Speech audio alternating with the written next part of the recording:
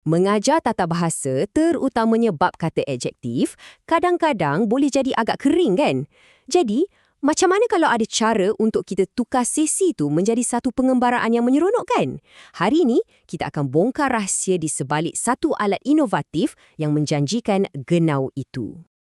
Persoalannya, boleh ke kita buat macam tu? Jawapannya, mestilah boleh kalau kena dengan caranya. Jom kita kenali Kit Baskara, satu penyelesaian kreatif yang memang direka untuk menyuntik keseronokan dalam kelas bahasa.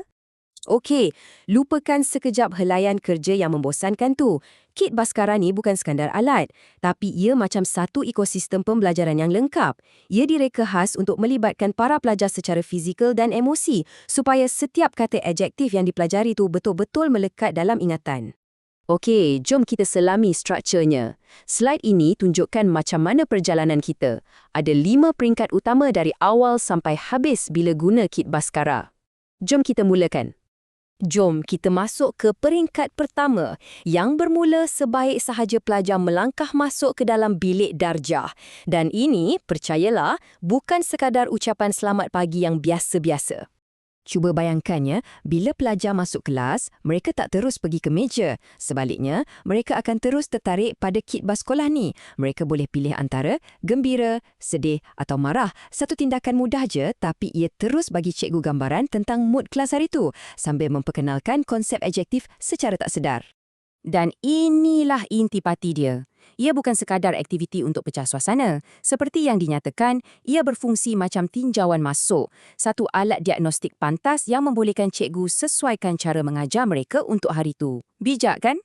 Okey, seterusnya, Kit ni akan gunakan gabungan muzik dan penceritaan untuk bawa pelajar menyelam dalam kosakata yang nak diajar.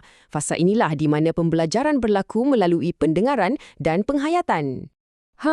Dekat sinilah magic teknologi bermula. Cuma perlu imbas kod QR dekat bumbung bas ni dan satu kelas akan terus dipenuhi dengan melodi lagu bas sekolah bawah harapan. Satu cara yang sangat bijak untuk tarik perhatian dan cipta suasana belajar yang ceria. Dan lagu ni bukan setakat untuk hiburan semata-mata tau. Sebenarnya, dalam lirik dia tu tersembunyi 5 kata adjektif perasaan utama yang menjadi fokus kita.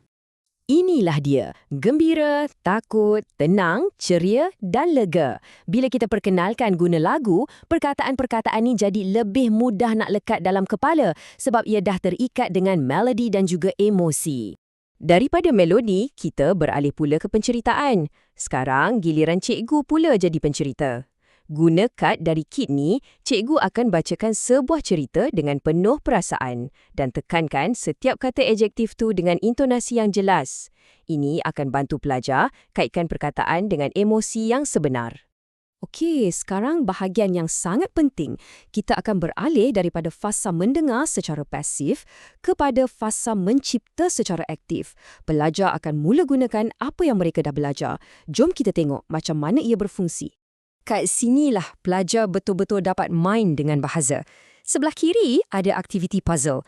Mereka cantumkan teka-teki, tengok gambar, lepas tu bina ayat sendiri. Ia menghubungkan visual dengan perkataan. Sebelah kanan pula, padanan kilat yang mencabar mereka berfikir pantas untuk susun perkataan yang berterabur jadi ayat yang betul. 2 pendekatan, tapi matlamatnya sama, penguasaan aktif. Akhir sekali, mari kita lihat macam mana pelajaran ini ditutup dengan penilaian dan juga refleksi pelajar untuk pastikan apa yang dipelajari itu betul-betul melekat. Pelajaran ni ditutup dengan 3 langkah yang smart. Pertama, kuis interaktif untuk penilaian yang menyeronokkan. Kedua, zon lampu isyarat di mana pelajar sendiri boleh nilai tahap faham mereka, hijau, kuning atau merah. Dan akhir sekali, tiket bas Baskara di mana pelajar boleh tulis maklum balas jujur mereka menjadikan mereka sebahagian daripada proses penambahbaikan. Jadi, apa yang kita lihat di sini bukanlah sekadar koleksi aktiviti, tapi satu kitaran pembelajaran yang sangat lengkap. Macam yang ditunjukkan, Kit Baskara membawa pelajar dalam satu perjalanan penuh, bermula dari tinjauan emosi kepada aplikasi kreatif dan berakhir dengan refleksi yang sangat bermakna. Dan ini membawa kita kepada satu persoalan besar. Adakah alatan kreatif macam ni kunci untuk merevolusikan cara kita mengajar bahasa? Kit Baskara dah tunjukkan potensinya. Sekarang, terpulang kepada kita sebagai pendidik untuk membayangkan apa lagi yang mungkin.